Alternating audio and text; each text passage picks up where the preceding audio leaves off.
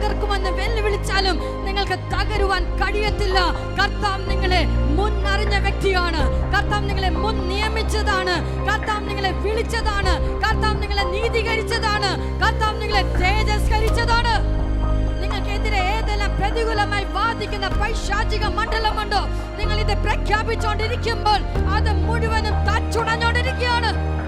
കർത്താവേ, ഞാൻ നിൽക്കുന്നത് അങ്ങയുടെ പദ്ധതി പ്രകാരം. I am standing for your purpose. നിന്റെ നിർണയപ്രകാരം ഞാൻ നിൽക്കുമെന്ന് നിങ്ങൾ തീരുമാനമെടുക്കുമ്പോൾ ഈ നിമിഷം നിങ്ങളുടെ ജീവിതത്തിൽ ഒരു ടേണിംഗ് പോയിന്റ് ഉണ്ടാകാൻ പോകുകയാണ്. അവൻ മുന്നറിഞ്ഞവരെ തൻ്റെ പുത്രൻ അനേകം സഹോദരന്മാരിൽ ആദ്യജാതൻ ആകേണ്ടതിന് അവൻ്റെ സ്വരൂപത്തോട് അനുരൂപമാക്കുവാൻ മുൻ നിയമിച്ചിരിക്കുന്നു. ഇതിൻ്റെ റോമാലേഖനം 1:6-7 വാക്യങ്ങൾ വീട്ടിൽ പോയി വായിച്ചാൽ മതി. അവിടെ വിളിയെക്കുറിച്ച് പറയുകയാണ്. ഈ വിളിയിലേക്കാണ് കർത്താവ് നിങ്ങളെ വിളിച്ചിരിക്കുന്നത്. ഹല്ലേലൂയ. കർത്താവ് നമ്മെ മുന്നറിഞ്ഞു. ഹി ഫോർനോ. ലോകസ്ഥാപനത്തിന് മുൻപേ എഫേസ്യ ലേഖനം 1:4 വാക്യം പറയുന്നത്, ലോകസ്ഥാപനത്തിന് മുൻപേ നമ്മൾ എന്ത് ചെയ്തു? അവൻ ക്രിസ്തുവിൽ നമ്മെ തിരഞ്ഞെടുത്തു. നമ്മുടെ അപ്പനും അമ്മയും തമ്മിൽ കണ്ടുമുട്ടുന്നതിന് മുൻപ് തന്നെ കർത്താവ് നമ്മെ ക്രിസ്തുവിൽ കണ്ടതാണ്. ഹല്ലേലൂയ. അവൻ നമ്മെ മുന്നറിഞ്ഞവരെ അടുത്ത വാക്യം എന്താ പറയുന്നത്?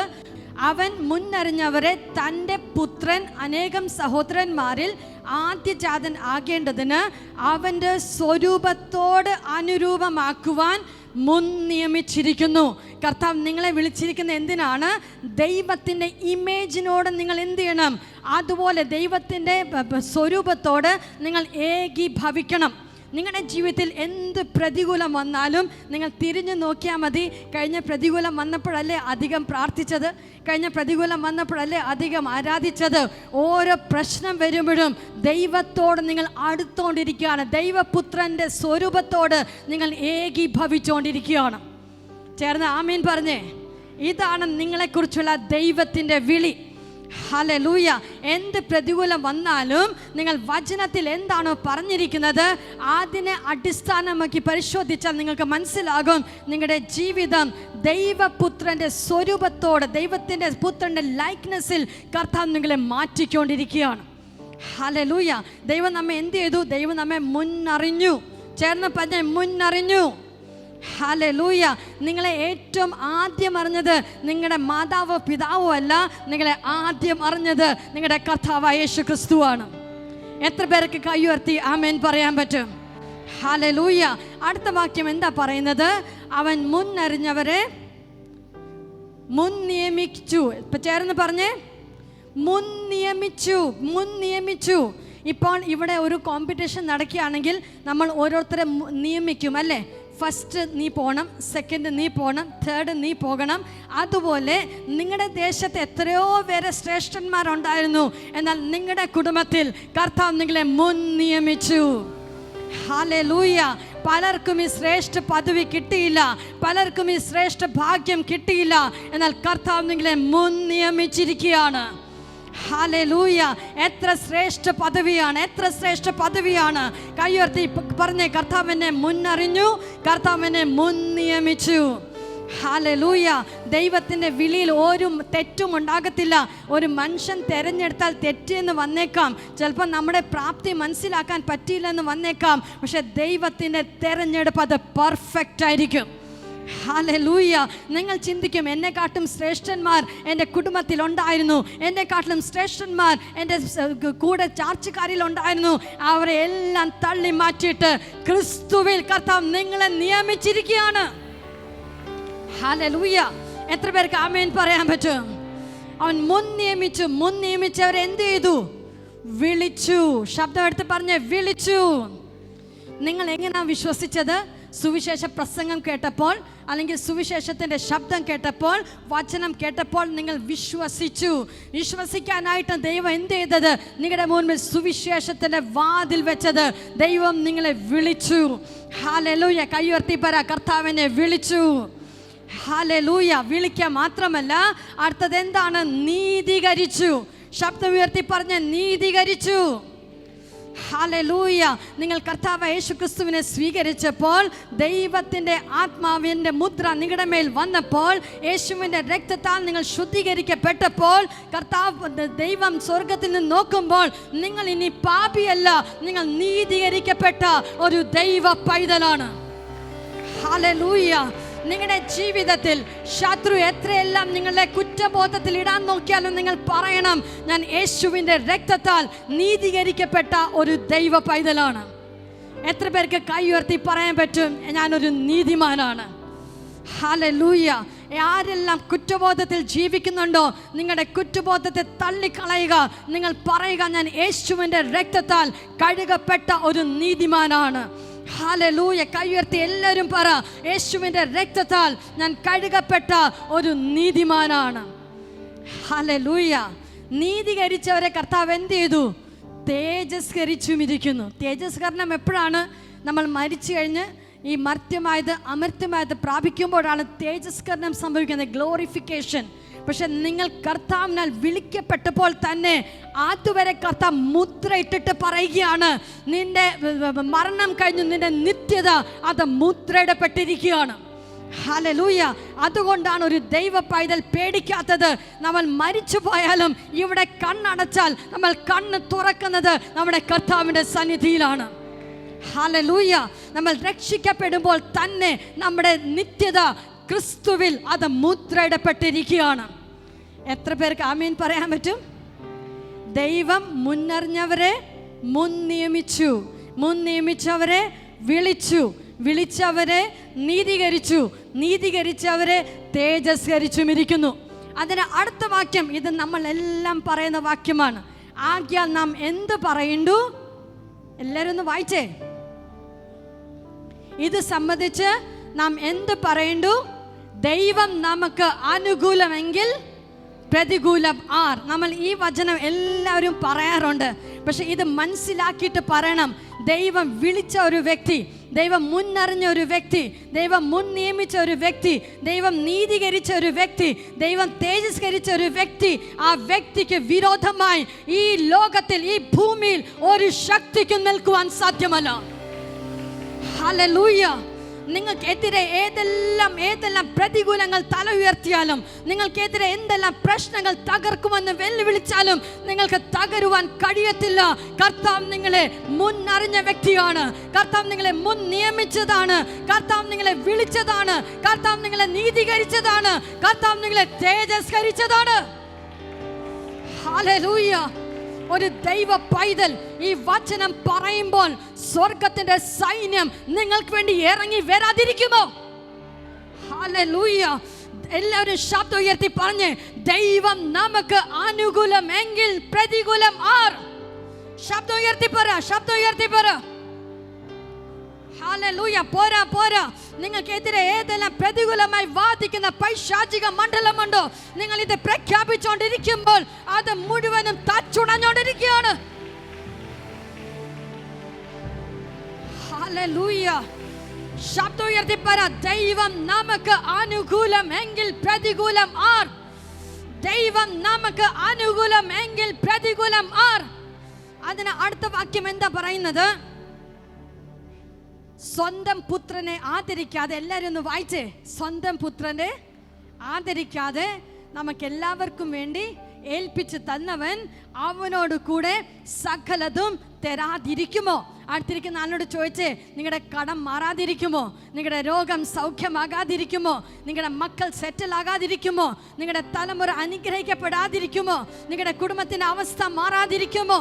സ്വന്തം പുത്രനെ തകർത്ത് കളയുവാൻ നമ്മുടെ ദൈവത്തിന് ഇഷ്ടം തോന്നിയെങ്കിൽ നിന്റെ ചെറിയ ആവശ്യങ്ങളെ നടത്തി തരുവാൻ ദൈവം കണ്ണടയ്ക്കുമോ?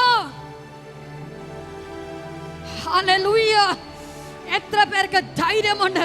ഇന്നത്തെ ആരാധന കഴിയുമ്പോൾ ചില വലിയ വിടുതലുകൾ എല്ലാ കുടുംബങ്ങളിലും നടക്കാൻ പോകുകയാണ്.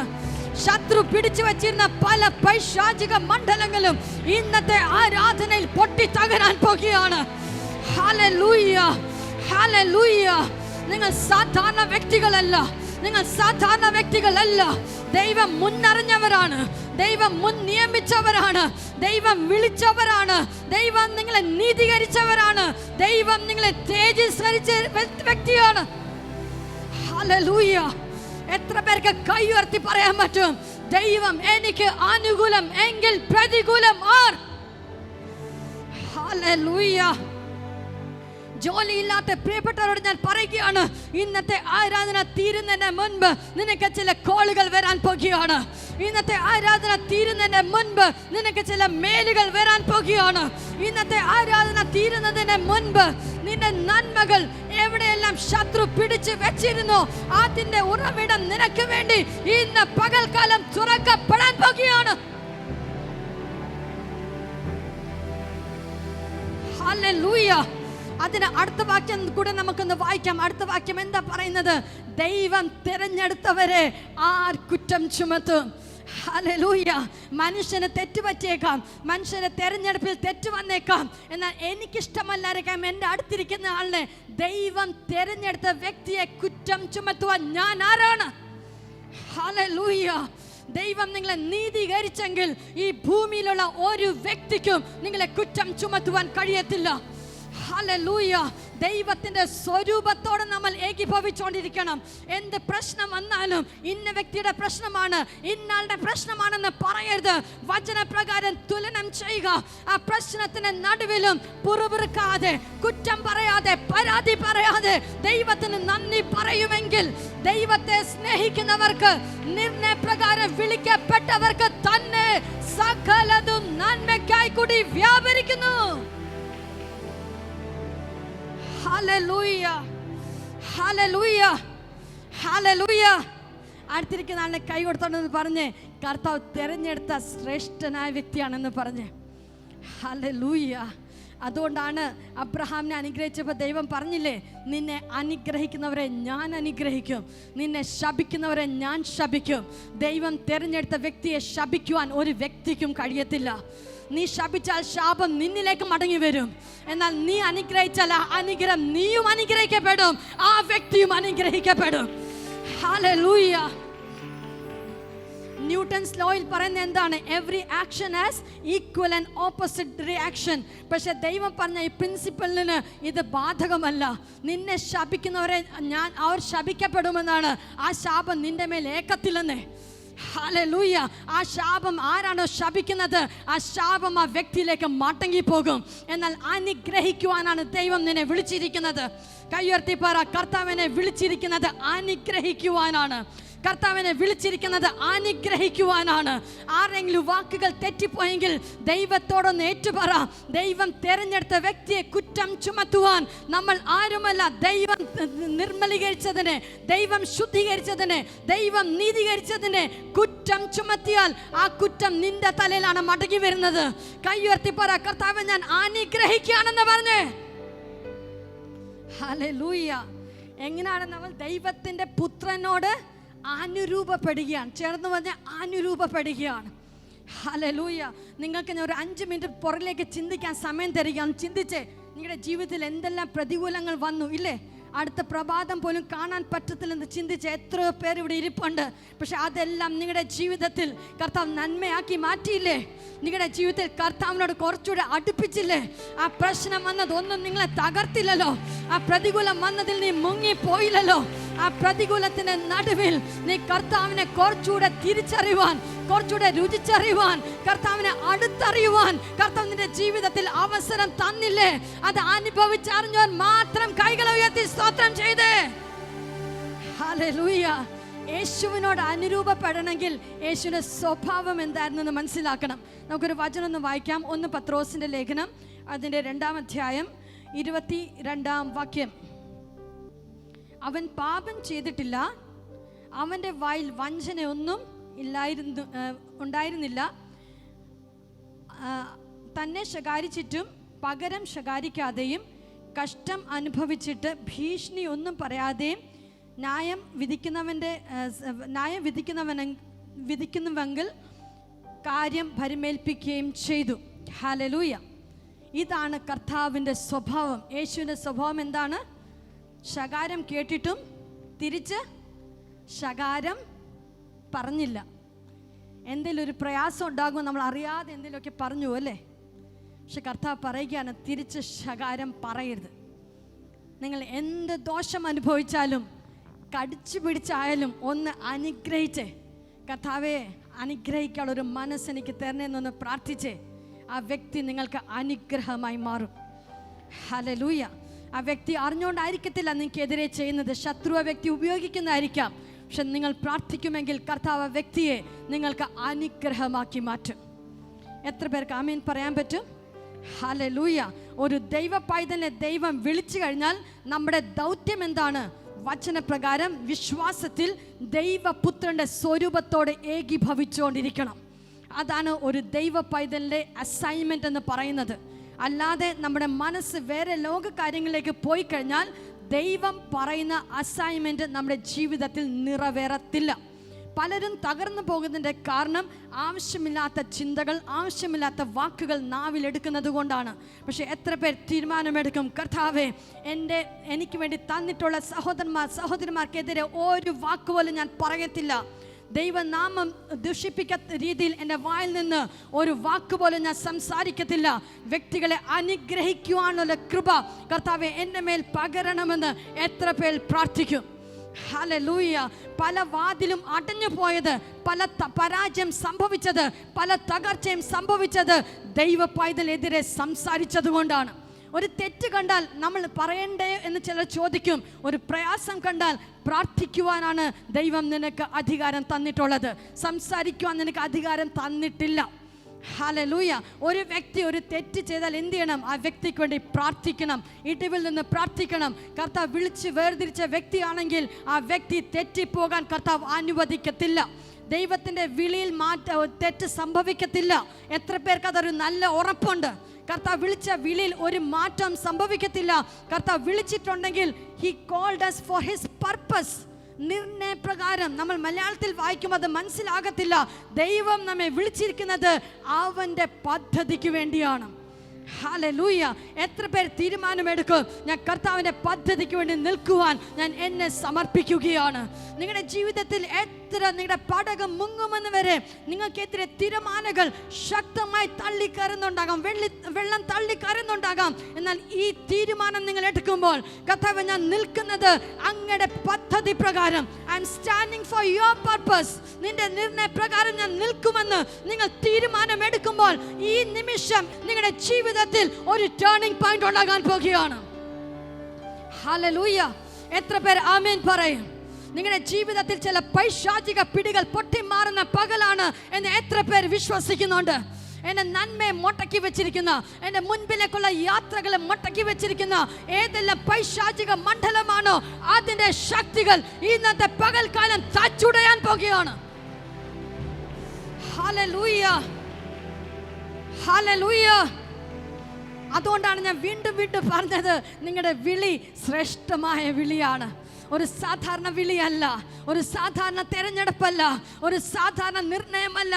അടുത്തിരിക്കുന്ന ആളിനെ കൈ കൊടുത്തോണ്ട് പറഞ്ഞ്, കർത്താവ് നിങ്ങളെ വിളിച്ചിരിക്കുന്നത് ഏറ്റവും ശ്രേഷ്ഠമായ വിളിയാണ്. ഈ വിളിക്കുള്ളിൽ നിങ്ങൾക്ക് ആവശ്യമുള്ള സകലതും കർത്താവ് ഒരുക്കിയിട്ടുണ്ട്. നിങ്ങളുടെ നിത്യത വരെ ഉറപ്പാണെങ്കിൽ എന്തിനാ ദൈവ പൈതലെ പേടിക്കുന്നത്? നിന്നെ തേജസ്കരിക്ക വരെ ചെയ്തിരിക്കുന്നു എന്ന് ഉറപ്പ് പറഞ്ഞെങ്കിൽ ഒന്ന് സന്തോഷിക്ക്. നിന്റെ എല്ലാ വിടുതലും കർത്താവ് ഒരുക്കി കഴിഞ്ഞിരിക്കുകയാണ്. ഹല്ലേലൂയ. എത്ര പേർക്ക് സന്തോഷിക്കാൻ പറ്റും? എത്ര പേർക്ക് സന്തോഷിക്കാൻ പറ്റും? കൈ ഉയർത്തി എത്രത്തോളം ശബ്ദമെടുക്കാമോ ശബ്ദമെടുത്തെന്ന് സ്തുതിച്ച് കർത്താവിനോട് പറ, കർത്താവേ അങ്ങയുടെ വലിയ വിളിക്കായി ഞാൻ അങ്ങേക്ക് നന്ദി പറയുകയാണ്. അങ്ങയുടെ വലിയ വിളിക്കായി ഞാൻ അങ്ങേക്ക് നന്ദി പറയുകയാണ്. കർത്താവ് മുന്നറിഞ്ഞവരെ മുൻ നിയമിച്ചു. For he foreknow, he predestined. He predestined, he called. മുൻ നിയമിച്ചവരെ അവൻ വിളിച്ചവരെ നീതീകരിച്ചു. നീതീകരിച്ചിട്ട് മാത്രമേ ഭൂമി നിർത്തിയില്ല, തേജസ്കരിച്ചും ഇരിക്കുകയാണ്. ഹല്ലേലൂയ. എത്ര പേർക്ക് ഉറപ്പായി? എൻ്റെ നിത്യത വരെ ഉറപ്പായിരിക്കുകയാണ്. എൻ്റെ നിത്യത വരെ ഉറപ്പായിരിക്കുകയാണ്. ഈ ഭൂമിയിൽ ഞാൻ ജയാളിയായിട്ടാണ് ജീവിക്കാൻ പോകുന്നത്. വാ തുറന്നു പറ, ഈ ഭൂമിയിൽ ഞാൻ ജയാളിയായിട്ടാണ് ജീവിക്കാൻ പോകുന്നത്. ഹല്ലേലൂയ. ഈ ഒരു വെളിപ്പാട് ഒരു ദൈവ പൈതലിനുള്ളിൽ വന്നു കഴിഞ്ഞാൽ ദൈവത്തെ സ്നേഹിക്കുന്നവർക്ക്, നിർണയപ്രകാരം വിളിക്കപ്പെട്ടവർക്ക് സകലതും നന്മയ്ക്കായി കൂടി വ്യാപരിക്കുന്നു.